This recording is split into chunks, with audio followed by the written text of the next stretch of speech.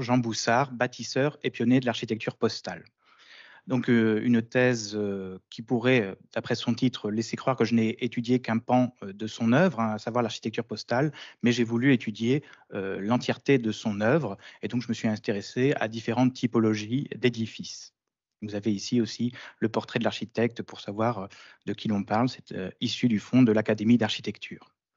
Alors pour arriver à ce travail de thèse, hein, qui a été commencé en 2018, eh bien, il faut savoir qu'il y a tout un cheminement, une réflexion, hein, c'est issu de mes précédentes recherches de mémoire, puisque mon premier mémoire portait sur le cimetière du Montparnasse et une proposition de protection au titre des monuments historiques de tombeaux remarquables, et je rencontrais une première fois le nom de Jean Boussard comme auteur de tombeaux et auteur d'un recueil de tombeaux. Et puis, il y a un second mémoire sur François Lecoeur et l'architecture postale m'a amené une nouvelle fois à rencontrer le nom de Boussard, cette fois-ci parce que je recherchais en fait les antécédents, les premières expériences d'architecture postale au 19e siècle, et le nom de Boussard est apparu. Donc j'ai creusé un petit peu cette question, et j'ai voulu savoir qui était cet architecte dont en fait on ne disait rien dans les grands livres d'histoire d'architecture, en fait dans la littérature que l'on avait tous étudiée en licence et en master, on disait très peu de choses sur lui. Et en creusant un petit peu, je me suis rendu compte qu'il y avait peut-être un travail à réaliser dans le cadre d'une thèse, ce travail donc, qui a été mené avec le concours donc, de mon directeur Jean-Michel Legnaud.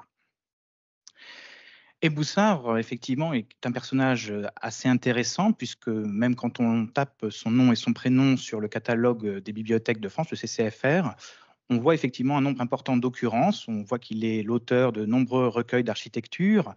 Alors, vous avez mis la liste ici, hein, par ordre de publication. Donc, beaucoup d'études sur l'art funéraire, mais aussi des recueils de modèles avec construction, décoration pour jardin, petites habitations françaises, choix de fontaines décoratives. Donc, voilà, déjà une importante activité en termes de publication. Et puis, j'ai mis un petit peu à l'écart ce que vous avez en bas de l'écran, la maison française, ce qu'elle est, ce qu'elle devrait être, et l'art de bâtir sa maison, qui constitue, si on veut, son œuvre théorique. C'est la transcription de sa pensée sur la manière de construire la maison telle qui répond à toutes ces attentes à la fin du 19e siècle. Alors, il était connu sans l'être, hein, je le disais à l'instant. Il y avait quand même deux de ces édifices qui étaient protégés au titre des monuments historiques. La première, c'est la maison romaine d'Épinal, que vous avez en haut à gauche de l'écran, qui a été inscrite seulement en 1994. Et puis la villa La Montagne à Champigny-sur-Marne, c'est un petit peu plus proche, donc un peu moins cher en train pour s'y rendre, qui elle était inscrite depuis 1995. Donc deux édifices assez surprenants, hein. Je vous ai mis des belles illustrations avec un ciel bleu, mais qui avaient donc attiré déjà l'attention des services de l'inventaire et des services de l'État pour assurer cette protection. Et puis aussi tout le travail de l'inventaire général, hein, donc assuré par les régions, qui avait identifié quelques édifices. Donc notamment ici la maison de campagne de Jean Boussard qu'il utilisait à la fin de sa vie avait été recensée. Mais voilà, on ne savait pas davantage, c'était des petites notices de quelques lignes, et on l'appelait de temps en temps Jean, voire Jean-Marie Boussard. Voilà, on n'était jamais sûr d'utiliser le bon prénom. Et parmi les autres édifices connus, hein, qui étaient dans son corpus, il y avait l'hôtel des téléphones, plus tard appelé Centrale téléphonique Gutenberg, que vous connaissez certainement, hein. Il est rue du Louvre, à côté de la Grand Poste du Louvre, hein. C'est l'édifice qui lui fait face. Donc il est un peu écrasé, hein, évidemment, puisqu'il est tout proche. Il est à moins de 10 mètres de cet édifice insigne de Guadet. Mais l'hôtel des téléphones a quand même retenu l'attention des contemporains de Boussard, puisqu'il a été publié, vous le voyez, dans la construction moderne. Et puis, il est resté quand même un petit peu connu dans l'histoire de l'architecture. On le trouve cité chez Hautecoeur et encore chez François Loyer. Donc, il n'est pas non plus tombé complètement en désuétude, mais voilà, on disait que c'est un édifice de Boussard. Mais il n'avait même pas de prénom, et chez François Loyer, alors je ne sais pas pour casser du sucre sur les grands maîtres de l'histoire de l'architecture, mais il l'appelait Henri Boussard. Petit couac. Et aussi, donc plus récemment, il y avait eu quand même quelques apparitions du nom de Boussard dans les recherches de collègues à la ville de Paris, à la commission du Vieux Paris notamment, puisqu'ils étudient toutes les demandes d'urbanisme, hein, qui passent, enfin, les plus importantes sur des édifices anciens. Il avait été question notamment de transformation d'un ancien central téléphonique réalisé par Boussard, donc l'ancien central Le Chaudron, dans la rue éponyme. Donc c'est l'image que vous avez en bas à gauche, où on voit en fait cette ancienne salle de multiples, où on mettait les appareils pour les commutations téléphoniques avec cette charpente typique en fait qu'il a utilisée plusieurs fois dans ces différents édifices. Et puis aussi dans le cadre de l'étude sur le central téléphonique Ségur de l'avenue de Saxe, qui est depuis transformé en hôtel de luxe, parce qu'évidemment, ces édifices n'ont plus de vocation aujourd'hui à abriter ces équipements téléphoniques. Donc, le nom était connu et il y avait déjà un petit regain d'intérêt au début du XXIe siècle.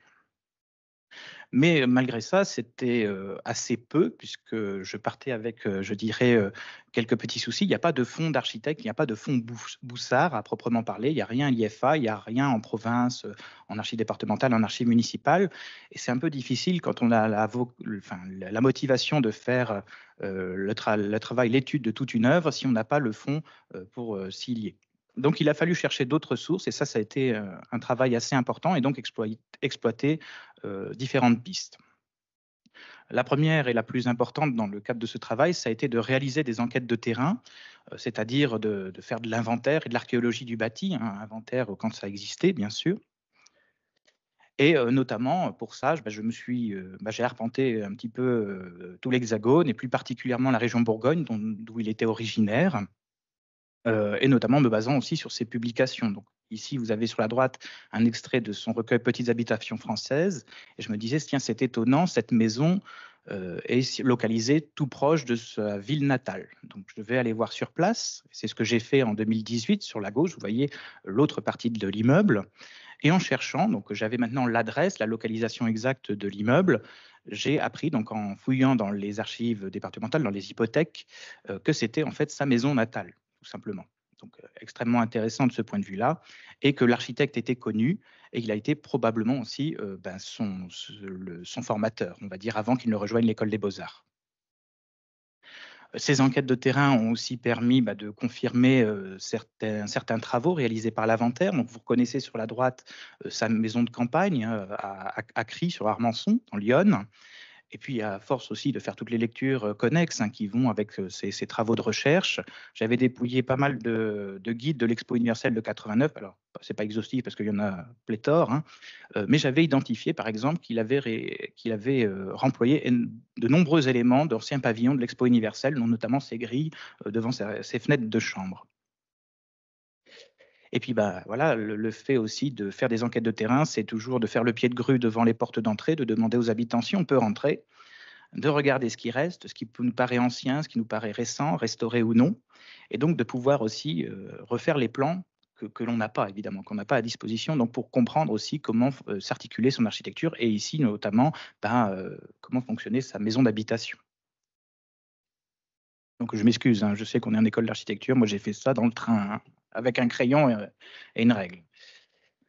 Mais c'est à peu près à l'échelle. Alors, il y avait aussi, quand même une recherche et l'exploration de quelques fonds d'archives privés. Alors, fonds, c'est très modeste, mais on va dire des documents plutôt que de parler de fonds. Effectivement, parce qu'en faisant le pied de grue devant ces immeubles, bien parfois, je suis tombé sur des pépites. Alors, je donne un exemple parmi d'autres. Cet immeuble à Auxerre, donc on reste en Bourgogne, avait attiré mon attention quand je sortais de l'hôtel où je dormais régulièrement pour faire mes recherches près des archives départementales. Et je me dis, tiens, c'est étonnant, il a quand même une silhouette qui me rappelle d'autres immeubles parisiens dans le 16e arrondissement. Donc, je sonne, on ne sait jamais. Je dis, votre immeuble me fait penser à ceux de Jean Boussard. Eh ben, écoutez, ça me dit quelque chose parce que j'ai les anciens propriétaires qui m'ont communiqué tout le fonds d'archives de la maison. Et ça tombe bien puisque dans ce fonds, il y avait des choses très intéressantes. Alors, il y avait ces photographies de la construction de l'hôtel particulier. Donc, on le voit avec les frêles échafaudages de bois et les châssis qui ne sont pas tous montés. Et puis surtout, un devis descriptif où l'on voit justement le nom Boussard qui est bien inscrit. Donc, on peut confirmer que c'est bien une de ses œuvres.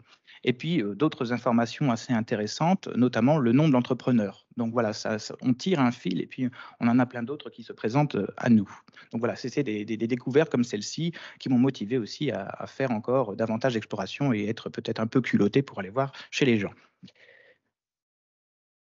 Alors, on l'évoquait dans la présentation justement précédente, c'est exploiter au maximum aussi les documents iconographiques qui sont à disposition. Alors, je parlais notamment des recueils de modèles, les recueils d'architecture, mais pour ma période, fin 19e, début 20e, la carte postale a joué aussi un rôle déterminant, puisque vous avez par exemple ici cette ancienne caisse d'épargne à Saint-Florentin, euh, que je n'avais pas identifié tout de suite comme un immeuble de Boussard, mais qui est aujourd'hui l'hôtel de ville, hein, de cette commune, avait attiré mon attention en me disant: «Mais ça, c'est quand même bizarre qu'il y ait ce bâtiment, fait de briques et de broc». Il a un peu changé aujourd'hui. Ça, c'est pas fait par un entrepreneur local, il y a un architecte ou quelque chose là-dessous, et en cherchant un petit peu, effectivement, en regardant cette carte postale, j'ai compris les transformations de l'édifice et identifié aussi les différents éléments, constitutifs, du bâtiment, pour croiser avec des catalogues de modèles, hein, des éléments préfabriqués, hein, ici notamment de pierres agglomérées, que l'architecte appréciait particulièrement, et donc on retrouve dans plusieurs de ses constructions. Donc en croisant ces informations, en étudiant bien l'image, on peut faire des liens et donc ajouter un édifice en mettant bien sûr que c'est une attribution et pas qu'on n'a pas la certitude que ce soit de lui. On pouvait aussi, et ça a été assez important, même si ça m'a été reproché par mes rapporteurs et puis globalement le jury le jour J, hein, mener des recherches généalogiques poussées. Pour connaître à la fois l'architecte dans son intimité, mais aussi connaître son réseau, c'est quand même assez important, puisque la famille peut être aussi un lien avec le réseau de commanditaires. Alors, on me l'a reproché parce que j'allais peut-être un peu loin dans les descriptions des liens familiaux, et on m'a dit, bon, c'est très bien écrit, hein, mais parfois on a l'impression de lire Gala ou Voici. Bon, voilà, donc maintenant j'ai modéré un petit peu là-dessus. Mais tout ça, c'était lié aussi à ces enquêtes de terrain, hein, le pèlerinage aux sources, puisque j'ai visité aussi, c'était le temps des fins de semaine, donc le week-end, je pouvais aller au musée. Et en fait, dans un musée, notamment, voilà, à Saint-Florentin, je voyais ce premier panneau, hein, qui était à l'entrée, et je vois le docteur Broussard, fondateur du musée. Alors j'ai dit, c'est étonnant, parce que sur le portrait qui est à côté, hein, ils ont été gentils, les érudits locaux, ils ont mis le portrait d'origine à côté. J'ai dit, on dirait mon architecte, mais chauve. Eh bien, c'est normal, c'est pas Broussard, c'est bien Boussard, c'est son père. Et on voit en fait dans le musée qu'il y a des collections qui ont été données par le père, qui était lui-même un érudit local à l'époque, et par le fils, qui a fait aussi des dons. Donc voilà, c'était une autre piste à exploiter. Donc comme quoi, il faut aller enquêter de plus près. Et puis enquêter de plus près, c'est aussi se rendre au plus près de notre objet. Alors, j'ai été bien sûr voir sa tombe, qu'il a dessinée lui-même. Et puis aussi la tombe de son première épouse, Pauline Boussard, née Lévy, pour découvrir en dessous qu'il y avait une inscription Adélaïde Coldebeuf, née Lévy Boussard. Alors j'ai dit, ça c'est étonnant, pour moi il n'avait pas d'enfant. Et pourtant si, en fait, en faisant cette généalogie et en travaillant quelques heures là-dessus, je me suis rendu compte qu'il avait toujours vécu avec une fille adoptive, hein, qu'il n'a jamais reconnue, mais qui était en fait la fille de sa première épouse, qui était une fille mère, et donc il l'avait cachée, mais il avait réussi à faire de cette fille quelqu'un qu'il a élevé dans la société par un beau mariage et qui lui a apporté aussi des commandes de châteaux dans la Haute-Vienne. Donc, vous voyez, ça mène pas à rien, et c'était quand même intéressant de fouiller dans la famille et ses affaires, des fois un peu sordides aussi. Il y a eu des affaires compliquées. Ouais, il a une vie compliquée. Et puis aussi une source, alors ça c'est ce que nous permet notre époque avec Internet, c'est de solliciter la recherche participative. Alors c'était mon côté geek à l'époque, hein, mais j'aimais bien participer à des fiches Wikipédia, et donc j'ai créé celle de Jean Boussard qui manquait quand même. Et donc en créant cette fiche, donc, qui était très sobre, hein, au début, on a l'avantage de pouvoir regarder l'historique et donc les ajouts des uns et des autres, puisque c'est collaboratif.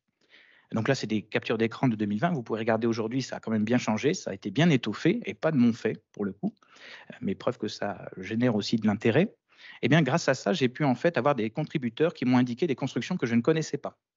Donc c'est ça aussi qui est intéressant. J'ai découvert un château, par exemple, à côté d'Orléans, qui était signé de Jean Boussard, et les archives conservées aux archives municipales évoquaient bien le personnage de Jean Boussard. Donc, vous voyez, c'est un biais aussi pour y accéder. Donc, voilà, il a fallu exploiter plusieurs sources. Et alors, pour ceux qui n'aiment pas Internet, hein, j'ai quand même pensé aux anciens qui avaient peut-être la mémoire aussi d'édifices disparus ou qu'ils avaient connus, aussi des articles dans la presse locale. Alors j'ai mis une feuille de chou de Lyon, républicaine, mais il y en a eu aussi dans la Haute-Vienne, l'Est républicain, etc., etc.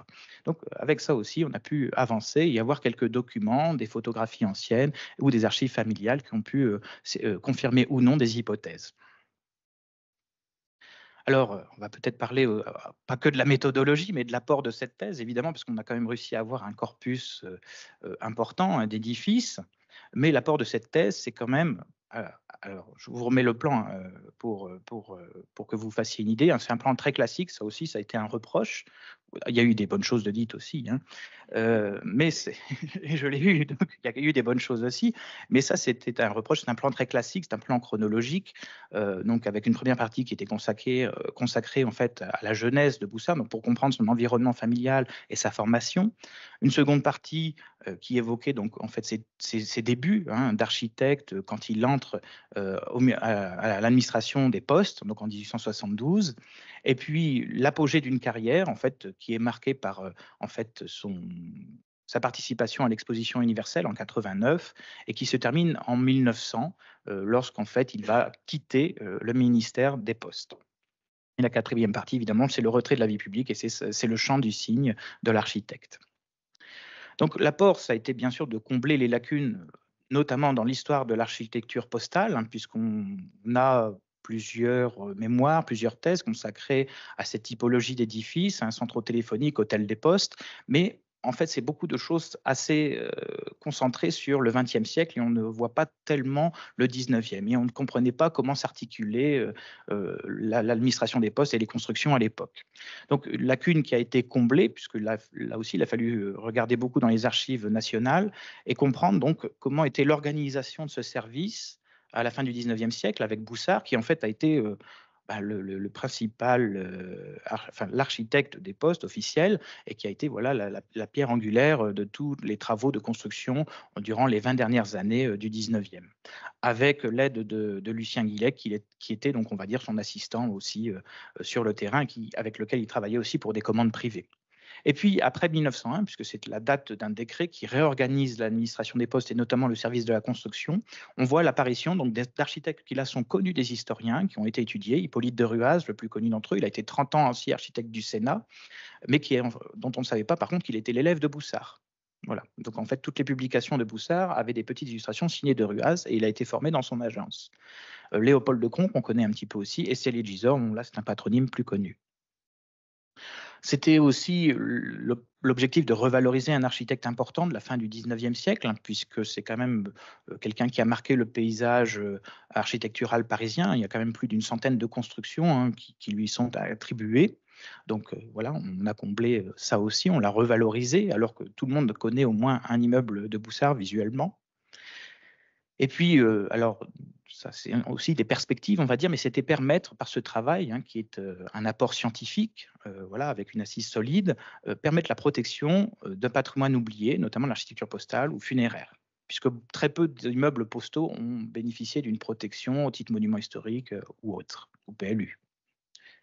Et donc récemment, alors oui, je sais, il y a un peu conflit d'intérêts, mais bon, je ne suis pas arrivé par hasard non plus. Je me suis toujours beaucoup intéressé à l'architecture funéraire. J'ai pu aussi, en m'appuyant sur ce travail, faire protéger des tombeaux au cimetière du Montparnasse au titre des monuments historiques. Donc ça, c'était à l'automne dernier, en soutien avec la DRAC. Et un des tombeaux qui a été protégé était de Boussard, justement, pour l'intérêt de cette forme et de ses recherches sur l'architecture funéraire. Donc il est inscrit monument historique avec d'autres de Ruprecht-Robert, de Contant du Feu, etc., etc. Alors, est-ce que, bon, tout ce travail, hein, qui mène à la soutenance, moment intense, attendu, redouté, est-ce que ça marque aussi la fin des recherches? Alors, dans mon idée, c'est que non, la soutenance n'est pas une fin en soi, puisque la soutenance, c'est aussi le moyen de mettre l'accent, d'appuyer sur certaines lacunes, là aussi, certaines erreurs qui ont pu être faites dans ce travail. Donc, il a fallu combler les lacunes de la thèse, il faut encore en faire d'autres. Étoffer aussi le catalogue, le corpus des constructions de l'architecte, puisqu'on peut toujours faire des découvertes. Je n'ai pas la prétention d'avoir réalisé un travail exhaustif sur l'ensemble de son œuvre. On m'a reproché aussi d'avoir traité davantage certaines constructions plutôt que d'autres, mais ça aussi, c'est en fonction des éléments d'archives et des éléments iconographiques qu'on a à disposition. Et puis, perspective aussi, c'est peut-être valoriser la thèse par une ou plusieurs publications et pourquoi pas une exposition, je ne sais pas, au musée de la Poste, par exemple, puisque c'est un sujet qui n'avait pas encore été abordé en profondeur. Et pour donc donner un exemple, hein, de ces perspectives, j'évoquais alors déjà, j'en avais connaissance à l'époque de la soutenance, d'un château que je ne connaissais pas, mais en fait, c'est le service de l'inventaire de Haute-Savoie qui m'en a, informé. Ils avaient, ces dessins, ils voyaient Boussard architecte, mais ils ne savaient pas si c'était mon Boussard ou un autre. Enfin, le mien, pardon, je me l'attribue, mais heu, est-ce que c'est le même architecte? Et en comparant les signatures, il m'a envoyé d'autres documents, on a pu effectivement certifier qu'il s'agissait bien du même Jean Boussard. Donc il y a un petit travail à faire sur le château de Montjoux. Je vais rendre un texte là prochainement pour le service de l'inventaire, mais vous voyez, ça fait partie des choses qui continuent de se faire après la soutenance. Et puis alors, tout dernièrement, bon, j'ai trop écumé la Bourgogne, donc je m'y suis installé. Et j'étais avec des amis il y a 2 week-ends, il y a 2 semaines, et on allait chercher du vin à Chablis, parce que c'est pas mauvais. Et évidemment, et c'est un beau week-end du mois de mai, il fait chaud, il y a beaucoup de monde. Alors je tourne 10 minutes en voiture dans le centre-ville pour trouver une place, et je finis par me garer devant cet immeuble, le domaine William Febvre. Et en sortant de la voiture, je lève les yeux et je me dis: «Tiens, c'est assez étonnant ça comme construction, c'est pas local». Je regarde le garde-corps, je regarde l'entrée, je regarde un petit peu le jardin et les constructions, et je fais: «Ça, c'est marrant, ça fait quand même beaucoup penser à Boussard».